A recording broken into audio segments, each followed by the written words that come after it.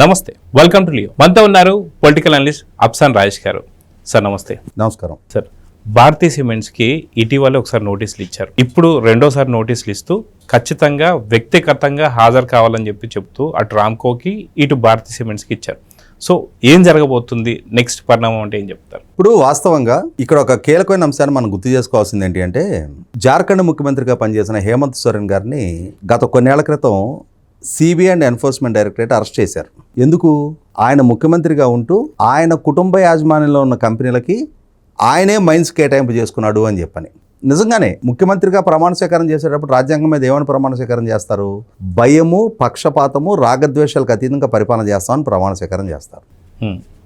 అదే సందర్భంలో ఇంకొక ప్రమాణం కూడా చేస్తారు. నా విధుల నిర్వహణ సందర్భంగా నా దృష్టికి తీసుకురాబడిన సమాచారాన్ని నా విధుల నిర్వహణ మేరకు తప్ప అన్యులెవరితోటి చర్చించను, తెలియజేయను అని చెప్పని ప్రమాణ స్వీకారం చేస్తారు. అటువంటి రాజ్యాంగం మీద ప్రమాణ స్వీకారం చేసిన స్ఫూర్తికే భంగం కలిగించే విధంగా జగన్మోహన్ రెడ్డి ఈ రాష్ట్ర పాలకుడుగా ఆయన ఎన్ని ఉల్లంఘనకు పాల్పడ్డాడో ఈ భారతీ సిమెంట్ మైనింగ్ లీజుల విషయమే మనకి చాలా స్పష్టంగా తెలియజేస్తూ ఉంది. ఎందుకంటే ఇప్పుడు ఎవరైనా ఒక పరిశ్రమ పెట్టుకోవాలి అనుకొని ప్రభుత్వాన్ని మైనింగ్ లీజుల కోసం అప్రోచ్ అవటం, దాన్ని మనం తప్పట్టాల్సిన నష్టం లేదు.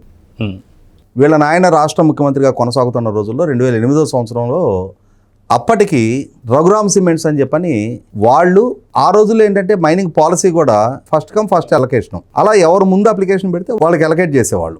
ఆ రోజుల్లో రఘురామ్ సిమెంట్స్ అని చెప్పని, ఈ రఘురామ్ సిమెంట్స్ కూడా ఎవరిది అని అంటే గతంలో టీడీపీలో, తర్వాత ప్రజారాజ్యంలో, చివరికి వైసీపీలో, ఇప్పుడు టీడీపీలో ఉన్న సి రామచంద్ర గారు అని చెప్పని సీనియర్ నాయకులు ఉండేవారు. వారి తమ్ముడిది. ఆయనకి సంబంధించిన Raghuram cements company cement factory పెడతాము అని చెప్పని నాడు వైఎస్ రాజశేఖర రెడ్డి గారి ప్రభుత్వాన్ని అప్రోచ్ అయితే, రాజశేఖర రెడ్డి గారి ప్రభుత్వం ఆయనకి ఎర్రగొంట్ల మండలంలో, కమలాపురం మండలంలో కలిపి సుమారుగా ఒక 740 హెక్టార్లు మైనింగ్ లీజులు ఇచ్చారు. అంటే వీళ్ళు అప్లికేషన్ పెడితే వాళ్ళు లెటర్ ఆఫ్ ఇంట్రెస్ట్ రిలీజ్ చేశారు.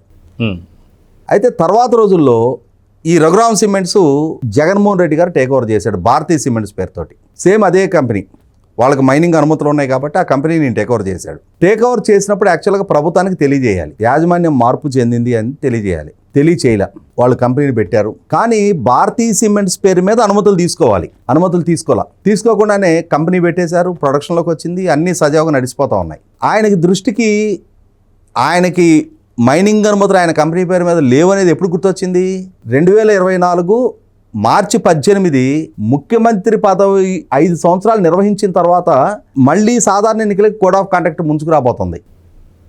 అప్పుడు ఫిబ్రవరిలో ఆయన ముఖ్యమంత్రిగా ఆయన ఉండి ఆయన కంపెనీకి మైనింగ్ లీజులు ఇచ్చుకున్నాడు. అయితే ఇక్కడ గమనించుకోవాల్సింది ఏంటి అంటే, తర్వాత రోజుల్లో కేంద్ర ప్రభుత్వ పాలసీ మారింది. ఇవన్నీ లైమ్ స్టోను, సిమెంట్ ఉత్పత్తికి ఉపయోగపడే లైమ్ స్టోన్ అనేది మేజర్ మినరల్గా పరిగణిస్తారు. మేజర్ మినరల్స్ మొత్తం కూడా ఈ వేలంలో, అంటే ప్రభుత్వం నోటిఫికేషన్ విడుదల చేయాలి, అందరూ ఎవరెవరైతే ఇంట్రెస్టెడ్ పార్టీస్ ఉంటారో వాళ్ళు ఈ వేలంలో పార్టిసిపేట్ చేయాలి, ఎవరైతే హైయెస్ట్ బిడ్డర్ ఉంటారో వాళ్ళకి కేటాయింపు చేయాలి. ఈ ప్రక్రియలో కేటాయింపు చేయాలి.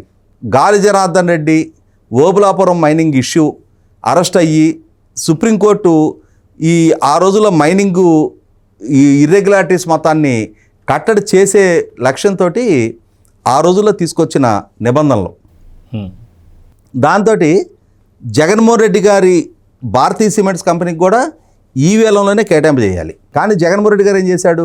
2008 నాటి లెటర్ ఆఫ్ ఇంట్రెస్ట్ని చూపించి, ఆ రోజు లెటర్ ఆఫ్ ఇంట్రెస్ట్ ఇవ్వబడింది రఘురామ్ సిమెంట్స్కి, భారతీ సిమెంట్స్ కాదు. భారతీ సిమెంట్స్ పేరు మీద ఫ్రెష్ అనుమతులు తీసుకోవాలి. తీసుకోకుండా లీగల్ ఒపీనియన్ పేరు మీద, అడ్వకేట్ జనరల్ ఒపీనియన్ పేరు మీద, అంటే వడ్డించేవాడు ఆయన, కడబంతిని ఉన్న అందుతుంది అని చెప్పని ముఖ్యమంత్రి ఆయన లబ్ధి చేకూరుతుంది తన భార్య కంపెనీకి. కాబట్టి ఏదో ఒక రకంగా అడ్డదిడ్డంగా అనుమతులు ఇప్పించుకున్నాడు. ఈయన అనుమతులు ఇప్పించుకోవడమే కాదు, 2024 ఫిబ్రవరిలో, 2023 సెప్టెంబర్ నెలలో అసోసియేటెడ్ సిమెంట్ కంపెనీ, ఇప్పుడు అది అదానీ గ్రూప్ అయింది, వాళ్ళకి కూడా అదే కడప జిల్లాలో వాళ్ళకు ఒక 997 హెక్టార్లు వాళ్ళకి కేటాయింపు చేశారు మైలవరం మండలంలో. ఆ తర్వాత జగ్గైపేట మండలంలో రామ్కో సిమెంట్స్ వాళ్ళకి ఇంకొక 297 హెక్టార్లు వాళ్ళకి కేటాయింపు చేశారు.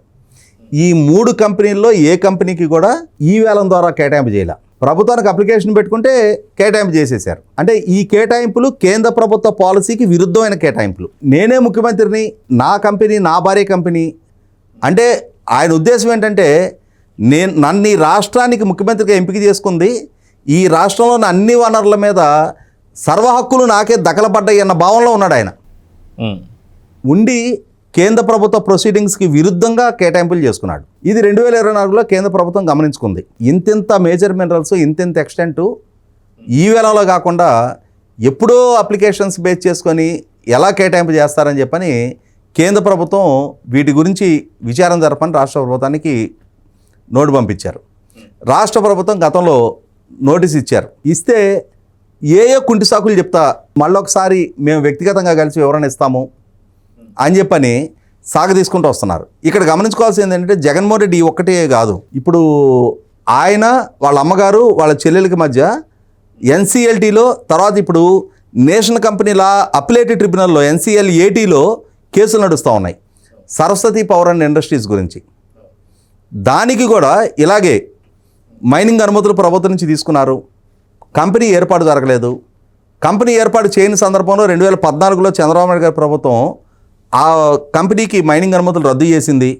ఈయన మళ్ళీ 2019లో ముఖ్యమంత్రి కాగానే ఆ మైనింగ్ అనుమతులను పునరుద్ధరించుకున్నాడు.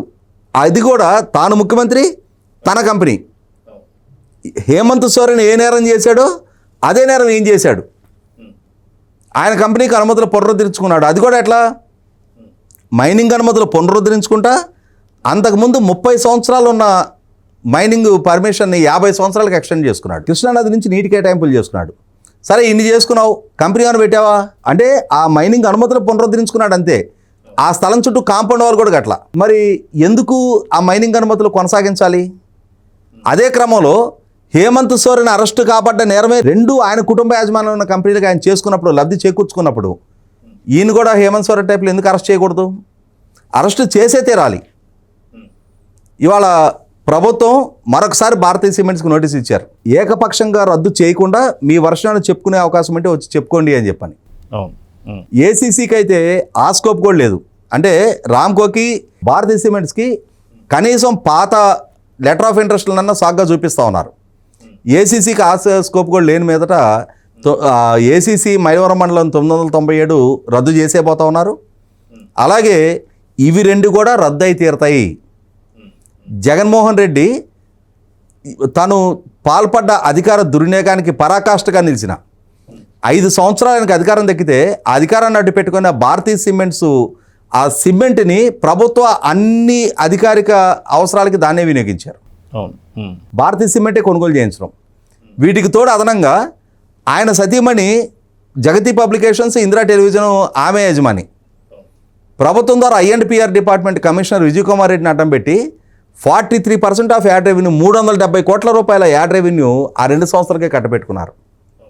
ఇన్ని అధికార దుర్వినియోగాలకు పాల్పడి ప్రభుత్వ వాలంటీర్లకి 2,60,000 మంది వాలంటీర్లకు ఒక్కొక్కరికి నెలకి 200 రూపాయలు ఇచ్చి సాక్షి పత్రిక కొనుగోలు చేయించారు. ఈ విధమైన అధికార దుర్వినియోగానికి పాల్పడి ఆస్తులు కూడబెట్టుకున్న జగన్మోహన్ రెడ్డి మీద ఎన్ని కేసులు పెట్టినా తప్పలేదు, ఏ శిక్షకు ఆయన గురి చేసినా తప్పలేదు. ఆయన ఆస్తులు ఈ విధంగా సంపాదించిన ప్రతి రూపాయిని కూడా ప్రభుత్వం జప్తు చేయాల్సిన అవసరం ఉంది. ఇదే సందర్భంలో ఇంతటి బరితెగింపు అధికార దుర్వినియోగానికి పాల్పడ్డ నేపథ్యంలో భారతీయ సిమెంట్ మైనింగ్ లీజు ఖచ్చితంగా రద్దు చేసి తీరాల్సిన అవసరం ప్రభుత్వం మీద ఉంది. సో చూద్దాం సార్, మీరు అన్నట్టు ఖచ్చితంగా తను ఫిజికల్గా వచ్చి హాజరు కావాల్సిన అవసరం ఉంది. సో వస్తుందా లేదా అనేది చూద్దాం. మరి నమస్తే sir. Please subscribe to Leo news for more videos.